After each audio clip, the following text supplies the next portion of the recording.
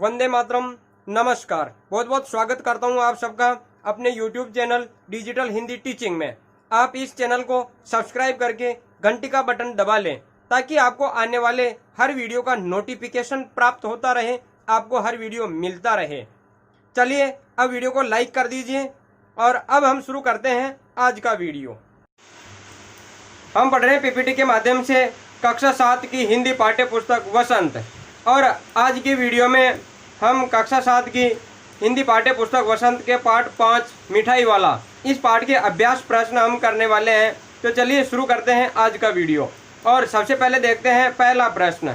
पहला प्रश्न क्या है, देखिए। मिठाई वाला अलग अलग चीज़ें क्यों बेचता था और वह महीनों बाद क्यों आता था? इसका कारण है कि मिठाई वाला अलग अलग चीज़ें इसलिए बेचता था जिससे बच्चों में उसके वस्तुओं के प्रति आकर्षण बना रहे, क्योंकि एक ही प्रकार की वस्तु बेचते रहने से उसके प्रति बच्चों का आकर्षण भी कुछ कम हो जाता है और बच्चे भी उस चीज़ को खरीदने में कम रुचि लेने लगते हैं। वह महीनों बाद इसलिए आता था क्योंकि उसे सामान बेचने और पैसे कमाने का कोई लालच नहीं था। वह तो दूसरों के बच्चों में अपने बच्चों की झलक पाकर सुख का अनुभव किया करता था, इसलिए वह कई दिनों बाद में और अलग अलग प्रकार की वस्तुएं लेकर बेचने के लिए आया करता था। दूसरा प्रश्न देखिए। मिठाई वाले में वे कौन से गुण थे जिसकी वजह से बच्चे बड़े भी उसकी ओर खींचे चले आते थे? तो इसका उत्तर देखते हैं हम कि मिठाई वाले में ऐसे कौन से गुण थे जो वह सब लोगों को आकर्षित करता था। मिठाई वाला अपनी चीज़ों को मधुर आवाज में गा गाकर सस्ते दामों में बेचता था। वह नई नई वस्तुएं लाकर बच्चों के बीच आता था। वह अत्यंत विनम्र और मृदुभाषी था, बड़ा मीठा बोलता था। पैसे न होने पर भी बच्चों को चीजें दे देता था, खिलौने दे दिया करता था, जिसके कारण बच्चे ही नहीं बड़े भी उसकी ओर आकर्षित हो जाते थे, उसकी ओर खींचे चले आते थे। अब देखते हैं तीसरा प्रश्न।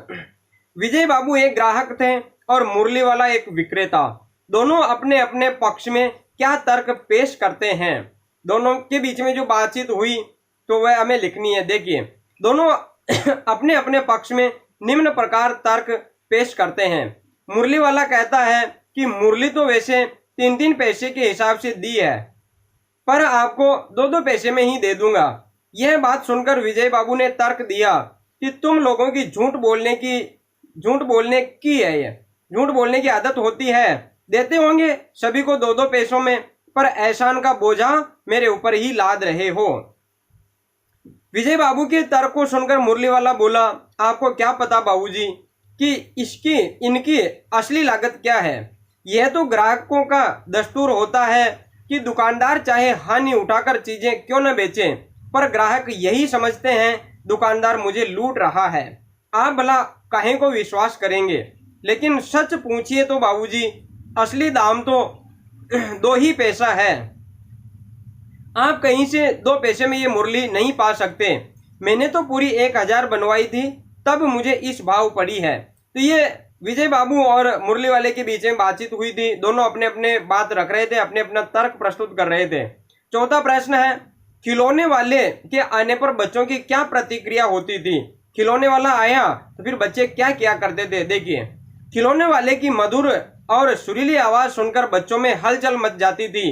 वे अपने खेलों को छोड़कर घरों, गलियों और उद्यानों से उसके पास खींचे चले आते थे। मुरली वाले खिलौने वाले के पास में दौड़े आते थे। इस हड़बड़ी में किसी की टोपी गिर जाती थी तो किसी के जूते उद्यान में, बगीचे में ही जहाँ खेल रहे वहीं छूट जाते थे। किसी की सोथनी अर्थात पाजामा ढीला होकर ही नीचे लटक जाता था, फिर भी दौड़ता हुआ उसके पास आ जाता था। इस तरह दौड़ते हाँफते हुए बच्चों का झुंड उसके पास आ जाता था। आगे देखिए पांचवा प्रश्न। रोहिणी को मुरली वाले के स्वर से खिलौने वाले का स्मरण क्यों हो आया? मुरली वाले की आवाज सुनी तो उसे लगा कि ये उसी की आवाज होनी चाहिए जो पहले खिलौने बेचने आया था। तो उसे ऐसा क्यों लगा? रोहिणी को मुरली वाले के स्वर में खिलौने वाले का स्मरण इसलिए हो आया क्योंकि मुरली वाला भी खिलौने वाले की तरह ही मधुर और मादक आवाज में मुरलियां बेच रहा था।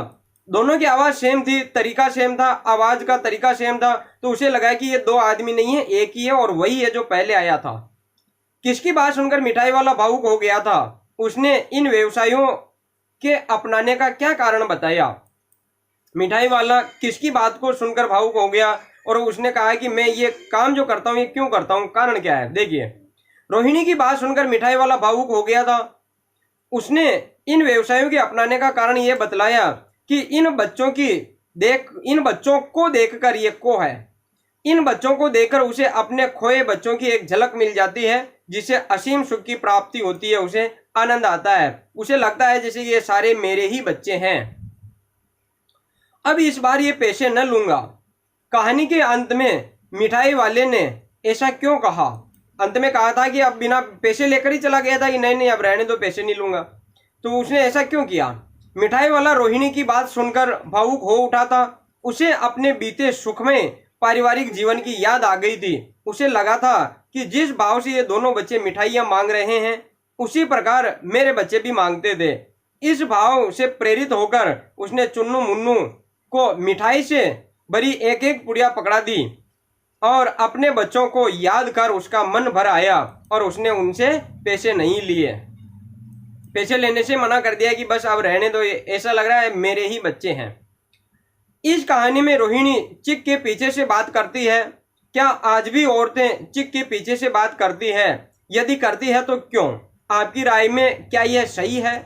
चिक जो बांस की लकड़ियों का बना हुआ, एक बांस की लकड़ियों को बांधकर टाटी टाइप में बना लिया करते थे, उसके पीछे या किसी आड़ में छुपकर बात करना। शिक्षा के प्रसार और आधुनिकीकरण के कारण समाज में बदलाव आया है, जिसके कारण स्त्री पुरुष बराबर के अधिकारी हो गए हैं। अतः चिक के पीछे से बात करने का प्रश्न ही नहीं उठता, क्योंकि दोनों को जब बराबर अधिकार प्राप्त हो गया तो छुपकर बात करने का क्या तात्पर्य है? लेकिन फिर भी हमारे देश में कुछ पिछड़े इलाके अब भी ऐसे हैं जहां स्त्री को पर्दे के पीछे से बात करने के लिए मजबूर होना पड़ता है। हमारी राय में ये गलत है, क्योंकि उनको भी शर्म लिहाज छोड़कर समाज में बराबरी की बात सोचनी चाहिए। समाज की उन्नति में आज महिलाएं बहुत खूब योगदान दे रही है, तो अगर इसी प्रकार शर्म और लाज से महिलाएं रहेगी तो उनका इस देश की उन्नति के लिए कोई सहयोग नहीं हो पाएगा। अब देखिए भाषा की बात, और भाषा की बात में हम देखते हैं कि मिठाई वाला और बोलने वाली गुड़िया। ऊपर देखिए वाला शब्द का प्रयोग किया गया है। अब इनमें बताइए कि वाला शब्द से पहले आने वाले शब्द संज्ञा, सर्वनाम या विशेषण, इनमें से क्या है? देखिए वाला से पहले आया, तो वाली से पहले आया बोलना, बोलने, और यहाँ पर आया पहले मिठाई। तो ये जो मिठाई और इधर आई बोलने वाली, तो इनमें ये संज्ञा है, सर्वनाम है, ये विशेषण है, क्या है? और ऊपर दिए वाक्यांशों में उनका क्या प्रयोग है? देखिए इसका उत्तर हम देखते हैं। पहला प्रश्न पूछा था इसमें संज्ञा है, सर्वनाम या विशेषण क्या है? तो वाला से पहले आने वाला शब्द मिठाई, यहाँ जो मिठाई आया ये संज्ञा है। मिठाई संज्ञा है। कौन सी मिठाई? जातिवाचक हो गया, सभी प्रकार की मिठाई आ गई इसमें। और बोलने वाली ये विशेषण है। बोलने वाली गुड़िया, ये गुड़िया की विशेषता प्रकट कर रहा है, विशेषण है। जबकि गुड़िया शब्द संज्ञा है, गुड़िया तो है संज्ञा, लेकिन ये क्या बन गया? पूरा ही गुड़िया की विशेषता प्रकट कर रहा है, इसलिए विशेषण बन गया है। जो विशेषता प्रकट करता है कि ये गुड़िया कैसी है, बोलने वाली है, वह गुड़िया जो बोलती है, गुड़िया की विशेषता यहाँ पर प्रकट कर रहा है। और ऊपर लिखे वाक्यांशों में उनका प्रयोग संज्ञा और विशेषण के रूप में हुआ है। इधर यहाँ पर ये जो मिठाई है ये संज्ञा है, और ये बोलने वाली ये क्या हो गया? विशेषण। विशेषण के रूप में इसका प्रयोग हुआ है। धन्यवाद।